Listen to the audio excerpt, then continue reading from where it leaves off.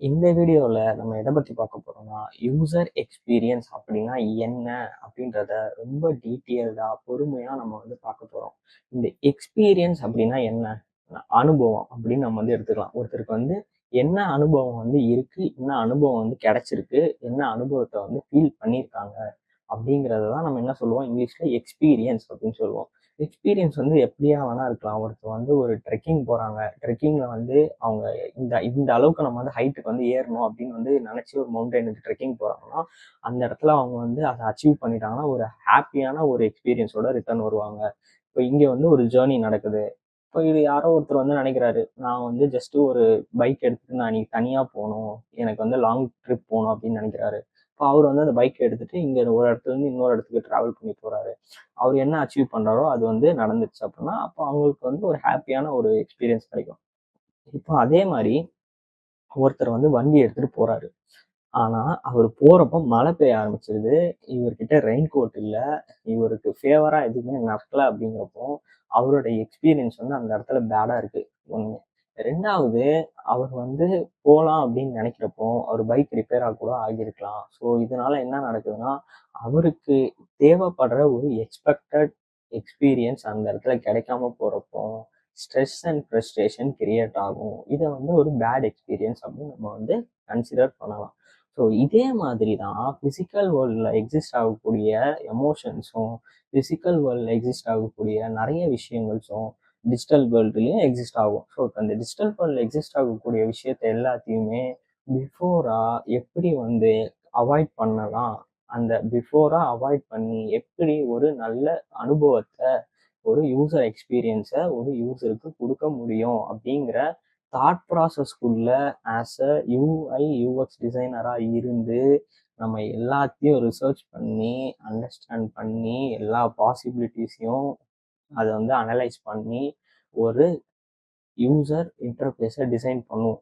So அந்த user இன்டர்ஃபேஸை design பண்ணுறதுக்கு full ஃபவுண்டேஷனாக எது இருக்கும் அப்படின்னா இந்த யூசர் எக்ஸ்பீரியன்ஸை அண்டர்ஸ்டாண்ட் பண்ணி அதை நம்ம கிராஃப்ட் பண்ணுறதுல தான் அந்த ஃபுல்ஃபில்மெண்ட் ஆஃப் த ஜேர்னி அப்படிங்கிறது இருக்குது. இதை இன்னும் பொறுமையாக நம்ம அண்டர்ஸ்டாண்ட் பண்ணணும்னா, ஒரு ஆப்பை யூஸ் பண்ணுறீங்க, உங்களுக்கு ஏற்றின உடனே அந்த ஆப்பை எப்படி யூஸ் பண்ணணும்னு புரிஞ்சிருச்சு அப்படின்னா அது ஒரு குட் யூசர் எக்ஸ்பீரியன்ஸ்னு எடுத்துக்கலாம். அதே மாதிரி ஒரு ஆப்பை ஏற்றிருக்கீங்க, அந்த ஆப்பை நீங்கள் ஏற்றின பர்பஸும் இல்லாமல் அந்த ஆப்போட பர்பஸும் மீட் ஆகாமல் நீங்கள் யூஸ் பண்ணிக்கிட்டு இருக்கப்போ உங்களுக்கு கன்ஃபியூஷன் கிரியேட் ஆகுது, இல்லை ஸ்ட்ரெஸ் கிரியேட் ஆகுது. அப்படின்ற சுச்சுவேஷனில் அது ஒரு பேட் யூசர் எக்ஸ்பீரியன்ஸ் அப்படிங்கிறத நம்ம எடுத்துக்கலாம். இந்த பேட் யூசர் எக்ஸ்பீரியன்ஸ்க்கு ரெண்டு ஆங்கிள் இருக்கு. ஒன்று பிஸ்னஸ் பெர்ஸ்பெக்டிவ். இந்த ஆப்பை பண்ணவங்க இந்த ஆப் இப்படிதான் யூசர் யூஸ் பண்ணுவாங்கன்னு நினைச்சு பண்ணியிருக்கலாம். ஆனா ஏத்தின யூசருக்கு அது புரியாம அந்த ஆப்பை வேற மாதிரியும் யூஸ் பண்ணியிருக்கலாம். இதுவும் ஒரு பேட் யூசர் எக்ஸ்பீரியன்ஸ் தான். அதாவது காட்டுக்கு போறதுக்கு வழி கேட்டு கடைசியில கடலுக்கு போன கதையா வழி மாறி போனாலும் அது ஒரு பேட் யூசர் எக்ஸ்பீரியன்ஸ் தான். ஸோ யூசர் எக்ஸ்பீரியன்ஸ் அப்படிங்கிறது என்னன்னா, யூசருக்கு தேவையான ஒரு விஷயத்த கரெக்டாக நம்ம கொடுத்து யூசரை கையை பிடிச்சி கூட்டிட்டு போய் கரெக்டாக அவருக்கு தேவையான விஷயத்த பண்ணி கொடுத்தோமா இல்லையா அப்படிங்கிறது தான் ஒரு யூசர் எக்ஸ்பீரியன்ஸ். ஸோ இது ஒரு டிஜிட்டல் மீடியம் அப்படின்னு வரப்போ ஒரு ஆப்பாக இருக்கலாம், ஒரு ப்ராடக்டாக இருக்கலாம், இல்லைனா ஒரு வேற டிஃப்ரெண்ட் ஆஃப் டிஜிட்டல் மீடியம்ஸ் எதாவது வேணா இருக்கலாம். ஸோ அப்போ யூசர் எக்ஸ்பீரியன்ஸ் எப்படி கரெக்டாக இருக்கு அப்படிங்கிறது எப்படிங்க என்னால் புரிஞ்சுக்க முடியும்? இப்போ யூசர் எக்ஸ்பீரியன்ஸ் கரெக்டாக இருக்குன்றது எப்படி புரிஞ்சுக்கலாம்னா ரொம்ப ஈஸியாக இருக்கு. இவ்வளோதானா இந்த ஆப்பு, இவ்வளோதானா இந்த வெப்சைட்டு, இப்படிதான் இது யூஸ் பண்ணணுமா அப்படின்னு உங்களுக்கு புரிஞ்சா அது ஃபர்ஸ்ட் கிளியரா இருக்குன்னு அர்த்தம். அப்புறம் ரெண்டே ரெண்டு கிளிக் பண்ணா போதுமா, லாகின் ஆயிருமா? வெறும் லாகின் வித் கூகுள்னு ஒரு பட்டன் கிளிக் பண்ணா ஒரே ஸ்டெப்ல லாகின் ஆயிருமா? பாஸ்வேர்டு எதுவுமே, மெயில், யூசர் நேம் நான் எதுவுமே டைப் பண்ண வேணாமா அப்படின்னு இருந்தா, ஸ்டெப்ஸ் ரொம்ப கம்மியா இருந்தா அதுவும் ஒரு யூசர் எக்ஸ்பீரியன்ஸ் தான். சரி, ஓகே. இப்போ நான் ஒரு பெரிய ஃபார்மை ஃபில் பண்ணுறேன், இதெல்லாம் டேட்டாலாம் என்ட்ரு பண்ணி நான் இந்த விஷயத்த அச்சீவ் ஒரு லாகின் நான் லாகின் பண்ண ட்ரை பண்ணுறேன். ஆனால் இது எதுவுமே தேவையில்லை. லாகின் வித் கூகுள் நான் கிளிக் பண்ணனா எனக்கு ஸ்டெப்ஸும் கம்மியாகுது, நான் ஈஸியாகவும் பண்ணிடுறேன், எனக்கு டைமும் வேஸ்ட் ஆகலை. நான் லாகின் பண்ணணும்னு நினச்ச அப்ளிகேஷனில் நான் ஈஸியாக லாகின் பண்ணுறேன் அப்படின்னா கிளியர் அண்ட் ப்ராக்டிக்கலாக இருக்கிறப்போ குட் யூசர் எக்ஸ்பீரியன்ஸ் அப்படிங்கிறது தானாக அந்த இடத்துல கிரியேட் ஆகுது. ஆனால் இங்கே தான் நம்ம என்ன புரிஞ்சுக்கணும்னா, இந்த ஒரு ப்ராசஸை யாரோ ஒரு யூசர் எக்ஸ்பீரியன்ஸ் டிசைனர் வந்து அவங்களோட தாட் ப்ராசஸையும் யூசருக்கு என்ன தேவைன்றதை நல்லா புரிஞ்சுக்கிட்டு இந்த ஃபீச்சரை பில்ட் பண்ணி தான் இந்த ஆப்குள்ள கொண்டு வந்திருக்காங்க. ஸோ அப்போ இந்த தாட் ப்ராசஸ்க்குள்ள போய் லாகின் வித் கூகுள் அப்படிங்கிற ஒரு ஃபீச்சரை நம்ம கிரியேட் பண்ணோம்னா யூசரோட ஸ்டெப்ஸ் கம்மியாகுது, யூசரோட டைம் சேவ் ஆகுது, யூசர் லாகின் பண்ணணும்னு நினைச்சா ஈஸியாக லாகின் பண்ண முடியுது, அவங்களுக்கு ரொம்ப ரொம்ப சிம்பிளிஃபைடு வேலை அவங்களுக்கு வந்து அது ஈஸியாக அண்டர்ஸ்டாண்டும் ஆகுது. ஸோ ஒரு லாகின் வித் கூகுள் அப்படிங்கிற ஒரு சின்ன ஒரு விஷயத்துல யூசருக்கு இவ்வளோ பெனிஃபிட்ஸ் கிரியேட் பண்ற ஒரு விஷயம் தான் it's also known as user experience. அப்போ ஒரு லாகின்லயே வந்து ஒரு யூசருக்கு ஒரு நல்ல எக்ஸ்பீரியன்ஸ் டெலிவர் பண்றோம் அப்படின்னா எல்லா ஸ்டேஜஸ் ஆஃப் த அப்ளிகேஷன்லையுமே டிஃப்ரெண்ட் ஏரியாஸ்ல டிஃப்ரெண்டான அப்ரோச்சஸ் யூஸ் பண்ணி அந்த யூசருக்கு தேவையான கரெக்டான எக்ஸ்பீரியன்ஸை கொடுக்கறது ஒரு யூசர் எக்ஸ்பீரியன்ஸ் டிசைனரோட வேலை. ஸோ அப்போ இந்த யூசர் எக்ஸ்பீரியன்ஸுங்கிறது வந்து என்ன அப்படின்னா ஓவராலாக நம்ம யோசிச்சு பார்த்தோம்னா நடக்க நடக்க ஒருத்தருக்கு வந்து உதவி பண்றது அப்படிங்கிற மாதிரி நம்ம எடுத்துக்கலாம். நான் எப்படி சொல்றேன்னா ரோட்டுக்கு முனையில நின்றுட்டு இந்த வழியா போங்கன்னு சொல்றது வேற, நான் வாங்க உங்களை கூட்டிட்டு போய் நான் இந்த இடத்துல விடுறேன்னு சொல்றது வேற. ஸோ யூசர் எக்ஸ்பீரியன்ஸ் அப்படிங்கிறது என்னவா இருக்கும் அப்படின்னா நான் வாங்க உங்களை கூட்டிட்டு போய் விடுறேன் அப்படிங்கிற சுச்சுவேஷன் வந்து ஒரு ஆப்லயோ வெப்சைட்லயோ இருக்குமானா எப்பவுமே இருக்காது. ஸோ எப்பவுமே ஒரு டைரக்ட் கைடிங் ப்ராசஸ் இருக்காது. அப்போ வழி காட்டுறத எவ்வளோ எஃபெக்டிவா காட்ட முடியும். ஸோ இந்த வழியா ஸ்ட்ரைட்டா போங்கன்றதை தாண்டி இந்த வழியா போறதுக்கு ஒரு மேப்பை நீங்க வந்து அந்த யூசர் கிட்ட கொடுக்குறீங்க. அந்த மேப்பை பார்த்தா இதுக்கு மேல எனக்கு குழப்பமே வராதுப்பா அப்படிங்கிற மாதிரி ஒரு மேப்ல யூசர் கிட்ட கொடுத்துட்டீங்கன்னா யூசர் தானா அந்த டெஸ்டினேஷன் போயிடுவாங்க. இப்போ அந்த மேப் அப்படிங்கிறதா ஒரு யூஐ. ஸோ உங்க மண்டக்குள்ள வந்து என்ன இருக்கும்னா இந்த ஊரே தெரிஞ்சிருக்கும், இந்த சந்தில போனா வெளில வரும்னு தெரிஞ்சிருக்கும். ஆனா ஒரு ஸ்ட்ரேஞ்சர் இந்த ஊருக்கு வராருன்னா அந்த ஸ்ட்ரேஞ்சருக்கு இந்த ஊரும் தெரியாது, இந்த சந்தும் தெரியாது, எப்படி போகணுங்கிறது தெரியாதுங்கிறப்போ இந்த கிளாரிட்டியை நீங்க அவர்கிட்ட சொன்னீங்கன்னு வச்சுக்கோங்க, அவருக்கு வந்து ரொம்ப கன்ஃபியூஸ் ஆயிடுவாரு. ஒரு ஒரு 2 ரோடு தாண்டி போகலாம், 3வது ரோடு போனா இவர் இங்க லெஃப்ட் எடுக்க சொன்னாரா, இவர் இங்க ரைட் எடுக்க சொன்னாரா அப்படின்னு சொல்லி அவருக்கு ஒரு கன்ஃபியூஷன் வந்துடும். ஸோ திடீர்னு கரெக்டா போயும் அடுத்த இடத்துக்கு போனாலும் என்ன ஆயிரும்னா கன்ஃபியூஷன் வர ஆரம்பிச்சிடும். ஸோ ஒரு இடம் போக போக யூசருக்கு வந்து கன்ஃபியூஷன் இன்க்ரீஸ் ஆகிட்டே போறனால அந்த இடத்துல வந்து அந்த ஜேர்னியை குவிட் பண்ணிட்டு திரும்பி வந்த வழியிலே திரும்பி போயிடலாம் வேணான்னு கூட வரதுக்கு வாய்ப்பு இருக்கு. ஸோ அப்படி இருக்கிற கண்டிஷன்ல இந்த யூசர் இன்டர்ஃபேஸ் அப்படிங்கிறத அந்த மேப்பை நம்ம எடுத்துக்கிட்டோம்னா நம்ம ஆஸ் அ யூசர் எக்ஸ்பீரியன்ஸ் பண்ற ஒரு பர்சனா இருந்து என்ன பண்ணணும்னா அந்த ஜியாகிரபியில வந்து என்ன பெஸ்டா அந்த மேப்ல ஆட் பண்ணா இந்த பர்சனுக்கு அண்டர்ஸ்டாண்ட் ஆகி கரெக்டா அந்த ஜேர்னியை முடிப்பாரு அப்படிங்கிறதுக்கான கிளாரிட்டியா அவர் கையில கொடுக்கறது தான் வந்து இந்த யூசர் எக்ஸ்பீரியன்ஸ் டிசைனரோட ஒரு மெயின் வேலை. ஸோ அப்போ ஒரு ஆப்புன்னு நம்ம எடுத்துக்கிட்டோம்னா இது எங்கெல்லாம் வரும்? ஆப்பை ஓப்பன் பண்ணா எப்படி வந்து உங்களுக்கு ஒரு ஃபீல் வருது, லாகின் ஈஸியா இருக்கு, ஓகே உள்ள போன உடனே ஆப் வந்துருச்சு, லோடிங்கே ஆகலையே, அதுக்கப்புறம் நீங்க என்ன பண்றீங்க, ஏதோ ஒரு ஆக்ஷன் பண்றீங்க, தப்பா பண்ணிட்டீங்க, உடனே உங்களுக்கு ஒரு எரர் நோட்டிஃபிகேஷன். எரர் வந்தோடனே என்ன பண்ணுவீங்க, இல்ல நிறுத்து நம்ம தப்பா பண்றோம் அப்படின்னு சொல்லி உங்களுக்கு தெரிஞ்சு அதை எப்படி கரெக்டா பண்ணலாம் நீங்க தானே யோசிக்க ஆரம்பிச்சிருவீங்க.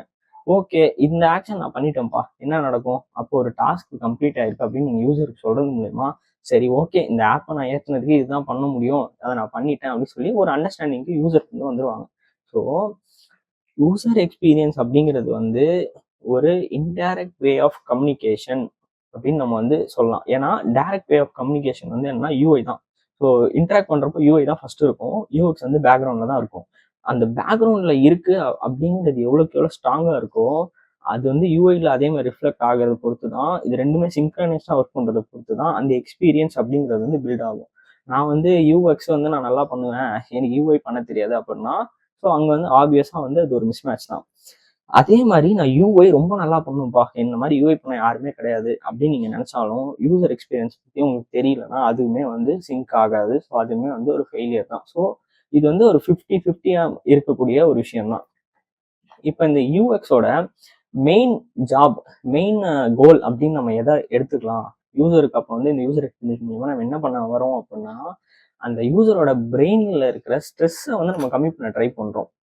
அவன் எவ்வளோக்கு எவ்வளோ வந்து சிம்பிளிஃபைடா வந்து இதை வந்து கொண்டு போகலாம், அவனுக்கு வந்து நம்ம இதை பண்ணலாம், யூசர் யோசிக்காம இதெல்லாம் பண்ண வச்சு அவனை எப்படி வந்து சக்சஸ்க்கு வந்து கொண்டு போகலாம் அப்படின்னு யோசிக்கிறதா இருக்கலாம். இல்லை அவன் பண்ற மிஸ்டேக்ஸை கம்மி பண்ணுவோம், அவனுக்கு வந்து சொல்லி புரிய வைக்க முடியலன்னா, அவன் தப்பு பண்ணானா அவனை தடுத்துடலாம். அவன் பண்ற எல்லா தப்பையும் நம்ம முடிஞ்ச அளவுக்கு தடுத்தோம்னா, அப்ப அவன் கரெக்டா எதை பண்றானோ அதை மட்டும் பண்ணுவான் அப்படிங்கிற ஒரு தாட் ப்ராசஸா இருக்கலாம்.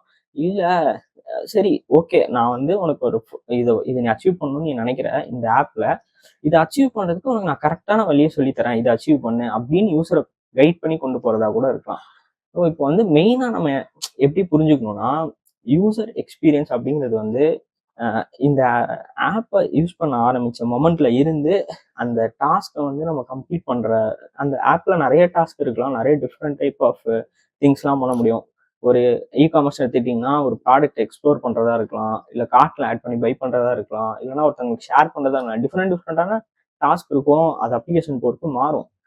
அப்போ அந்த டிஃப்ரெண்டான டாஸ்க்குக்கும் டிஃப்ரெண்டான ஸ்டேட்ஸ் இருக்கும். இப்போ வந்து ஆட் டு கார்ட்ல போடுறீங்க அப்படின்னா அது ஒரு ஸ்டேட்டு, அப்புறம் பை பண்றீங்க, பை பண்ணது வந்து சக்சஸ் ஆச்சுன்னா அது ஒரு ஸ்டேட், அந்த மாதிரி டிஃப்ரெண்ட் ஸ்டேட்ஸ் இருக்கலாம். அப்போ எல்லா இடத்துக்கும் இவனை எப்படி நம்ம கரெக்டா கொண்டு போனா இவன் கரெக்டா புரிஞ்சுப்பான், இவன் எதை பண்ணா வந்து கரெக்டா வந்து இந்த விஷயத்துல தப்பு பண்ண மாட்டான் அப்படிங்கிறத சரி யூசர் எக்ஸ்பீரியன்ஸ் டிசைனரா நம்ம முதல்ல புரிஞ்சுக்கிட்டு அதை வந்து கரெக்டா வந்து விஷுவலைஸ் பண்ணி கொண்டு வரணும். ஸோ அப்போ இந்த யூசர் எக்ஸ்பீரியன்ஸ் அப்படின்றது வந்து ரொம்ப சிம்பிளா நான் சொன்ன மாதிரி செக் பண்ணலாம். யூசர் வந்து பிஸ்னஸ் கோல்ஸ் பேஸ் பண்ணி இந்த ஆப்பை நம்ம பண்ணியிருக்கோம், அவன் யூஸ் பண்ண வரான், அவனுக்கு இது புரிஞ்சிச்சா ஃபர்ஸ்ட் கேள்வி, அவனுக்கு இது ஈஸியா இருந்துச்சா, அவன் நம்ம இதை எக்ஸ்பிளைன் பண்ணாமே அவனோட தாட் ப்ராசஸ் வந்து ரொம்ப கம்மியா இருந்து இதை அண்டர்ஸ்டாண்ட் பண்ணிக்கிட்டானா அப்படின்னா, இந்த மாதிரி நிறைய ஒரு ஜென்ரிக்கான விஷயத்த நம்ம வந்து இந்த ஆப்ல வந்து போட ஆரம்பிச்சாலே அந்த யூசர் எக்ஸ்பீரியன்ஸ் அப்படிங்கிறது வந்து ஒரு அளவுக்கு வந்து நமக்கு வந்து கிளாரிட்டி கொடுக்கும். இது எல்லாத்துக்கும் மேல மெயின் யூசர் எக்ஸ்பீரியன்ஸ்ல மெயின் அப்படின்னா என்னன்னா, எம்பத்தைசிங் அப்படின்னு ஒன்று இருக்கு. இப்போ இந்த எம்பத்தைசிங் அப்படின்னா என்ன அப்படின்னு ரொம்ப சிம்பிளா சொல்றேன். சிம்பத்தி எம்பத்தி அப்படின்னு ரெண்டு இருக்கு. இப்போ சிம்பத்தினா என்னன்னா, உங்க ஃப்ரெண்டுக்கு ஜுரம், என்னடா ஜுரமா, டேப்லெட் போட்டியா, பார்த்துக்கிட்டியா, ஓகேவா அப்படிங்கிறது நம்ம சிம்பத்தி, அச்சுச்சோ உடம்பு சரியில்லையா இருக்குன்றது சிம்பத்தின்னு நம்ம எடுத்துக்கலாம். எம்பத்தினா என்னன்னா, இப்போ நமக்கு ஒரு வேளை வந்து அதே மாதிரி ஜுரம் வந்துச்சு அப்படின்னா நம்ம எப்படிலாம் ப்ரிகாஷனா இருப்போம் அப்படிங்கிறத யோசிக்கிறது செல்ஃப் தாட். அதாவது எம்பத்தி ஐயோ நமக்கு இப்படி ஆனா எப்படின்னா செல்ஃப் தாட். ஆனா இப்ப நம்ம என்ன என்ன பண்றோம் இங்க யூசர் எக்ஸ்பீரியன்ஸ்னா, நம்ம அவனுக்காக யோசிக்கிறோம். இல்ல இல்ல இவனுக்கு இப்ப ஜுரம் வர ஆரம்பிச்சிச்சு, இவன் இன்னைக்கு இப்ப வந்து ஹாஸ்பிட்டல் போல அப்படின்னா, இப்ப நம்ம அவனை ஹாஸ்பிட்டல் கூட்டிட்டு போகணும், கூட்டிட்டு போனா அவனுக்கு வந்து இது எப்படி பெட்டரா வந்து ரிகவர் பண்ண வைக்கலாம் அப்படின்னு நீங்க வந்து அவனுக்காக யோசிக்கிறீங்க. அவன் யோசிக்கல, அதான் மேட்ரு. அவன் வந்து யோசிக்கல, நான் வந்து ஜஸ்ட் டேப்லெட் போட்டு வந்துட்டேன் அப்படின்னு சொல்லிட்டான். ஆனா நீங்க என்ன பண்றீங்க, அவன் இடத்துல இருந்து அவனுக்காக யோசிச்சு ஹாஸ்பிட்டல் போனாதான் இது சரியாகும்னு சொல்லி அவனுக்கு இதை நீங்க ரெக்கமெண்ட் பண்றீங்க. அதே மாதிரி அவனும் என்ன பண்றான், அவன் கூட ஹாஸ்பிட்டலுக்கு வரான், அதே மாதிரி ஒரு இன்ஜெக்ஷன் போடுறான், அந்த ஃபீவர் சரியாகுது. இப்போ இங்க வந்து ஒரு ஹாப்பி எக்ஸ்பீரியன்ஸ் கிரியேட் ஆகுதா? இதுதான் வந்து யூசர் எக்ஸ்பீரியன்ஸ். ஒன்றும் இல்லை, ஆஸ் அ யூசர் எக்ஸ்பீரியன்ஸ் டிசைனரா யூசர் பண்ண வேண்டிய எல்லா தாட் ப்ராசஸையுமே முன்னாடியே நம்ம என்ன பண்ணுவோம்னா யூசருக்காக யோசிச்சு இது பண்ணா கரெக்டா இருக்குமா ஸோ அப்படிங்கிற ஒரு வேலிடேஷனுக்குள்ள நம்ம போவோம். அந்த வேலிடேஷனுக்கு யூசர் ரிசர்ச் அந்த மாதிரி நிறைய விஷயங்கள் இருக்கு, இன்ஃபர்மேஷன் ஆர்கிடெக்சர், யூசர் ரிசர்ச். இந்த வேலிடேஷன் ப்ராசஸ், வேலிடேஷன்ன்றது தனி. ஏன்னா ஒரு யூசர் எக்ஸ்பீரியன்ஸ் டிசைனரா நம்ம என்னைக்குமே வந்து பயாஸ்டா யோசிக்கவே கூடாது. பயாஸ்டா யோசிக்கிறதுனா என்னன்னா, இப்போ உங்க ஃப்ரெண்டு வந்து ஹாஸ்பிட்டல் கூட்டு போகணும், நீங்க உங்க ஃப்ரெண்டுக்கு சஜஸ்ட் பண்றீங்க, இது கண்டிப்பா ஒர்க் ஆகும்னா, ஏன்னா எல்லாருக்குமே தெரியும் ஹாஸ்பிட்டல் போய் ஒரு இன்ஜெக்ஷன் போட்டா ஃபீவர் வந்து சரியாகும் அப்படின்னு. ஆனா சம்மந்தமே இல்லாம வந்து ஒருத்தர் என்ன சொல்றாருன்னா, உனக்கு ஜுரம் அடிக்குதா, ஒன்றும் பிரச்சனை இல்லை, நீ நானும் ஒரு பீச்ல போயிட்டு ஒரு 2 ஹவர் உட்காந்துட்டு வரலாம், ஃபீவர் சரியாயிரும் சொன்னா, இதை வந்து என்ன பேசிஸ்ல நம்ம வந்து கரெக்டான டிசிஷன் வந்து நம்ம எவாலுவேட் பண்ண முடியும்? ஸோ அது யூசர் ரிசர்ச் அப்படின்னு சொல்லி அது ஒரு பெரிய கடல், அது நம்ம தனியா பார்க்கலாம்.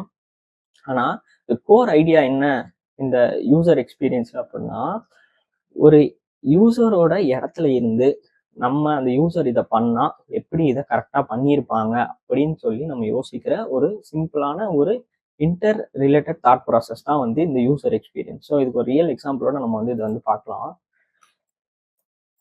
இப்போ வந்து ஒரு பஸ் ஸ்டாண்டுக்கு வந்து நீங்க போயிட்டீங்க, ஒரு பெரிய கியூ இருக்கு, இந்த பஸ் ஸ்டாண்ட்ல வந்து நீங்க நின்றுட்டு இருக்கீங்க.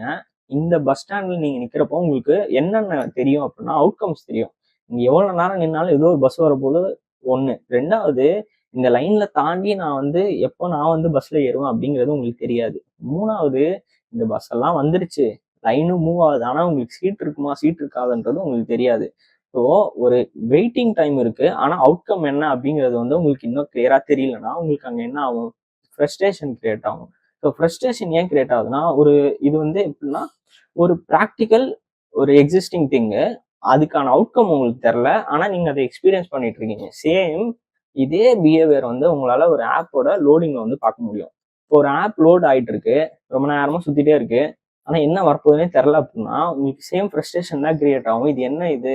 இவ்வளவு நேரம் டைம் எடுக்குது அப்படின்னு சொல்லி உங்களுக்கு அங்க வந்து இது இது என்னன்னே அண்டர்ஸ்டாண்ட் ஆகாது. ஏன்னா சுத்திட்டே இருக்குன்னா என்ன வரப்போகுது அப்படின்னு உங்களுக்கு தெரியாது. ஸோ அன்டிசைடு அவுட்கம் அப்படின்னு சொல்லிட்டு சொல்லுவாங்க. அன்டிசைடு அவுட்கம் என்ன வரப்போகுதுன்னே தெரியல அப்படிங்கிறது. அப்போ வந்து இந்த யூசர் எக்ஸ்பீரியன்ஸ் அப்படிங்கிறது வந்து எப்படின்னா, இதை நான் பண்ணா எனக்கு இதை கிடைக்கும் அப்படிங்கிற ஒரு கைடிங் ப்ராசஸ் தான் வந்து யூசர் எக்ஸ்பீரியன்ஸ் ஜேர்னி. ஸோ நீங்க வந்து ஃபர்ஸ்ட் என்ன பண்றீங்க? ஏதோ ஒரு விஷயத்தை அச்சீவ் பண்ணணும்னு நினைக்கிறீங்க. அதுக்கு வந்து ஒரு ஸ்டெப் எடுக்கிறீங்க. அது பண்ணி முடிச்சோடனே நீங்க ஹாப்பியா இருக்கீங்களா, சேடா இருக்கீங்களா அப்படிங்கிறத பொறுத்து தான் அந்த ஜேர்னியோட ரிசல்ட் வந்து இருக்கும். ஸோ குட் எக்ஸ்பீரியன்ஸ்னா குட் யூசர் எக்ஸ்பீரியன்ஸ் நம்ம எடுத்துக்கலாம். பேடா இருந்தால் ஒரு பேட் யூசர் எக்ஸ்பீரியன்ஸ் எடுத்துக்கலாம். இப்போ யூஐ அண்ட் யூஎக்ஸ் ரெண்டுமே நான் சொன்ன மாதிரி 50-50 ரெண்டுமே சேர்ந்து தான் வேலை செய்யும்.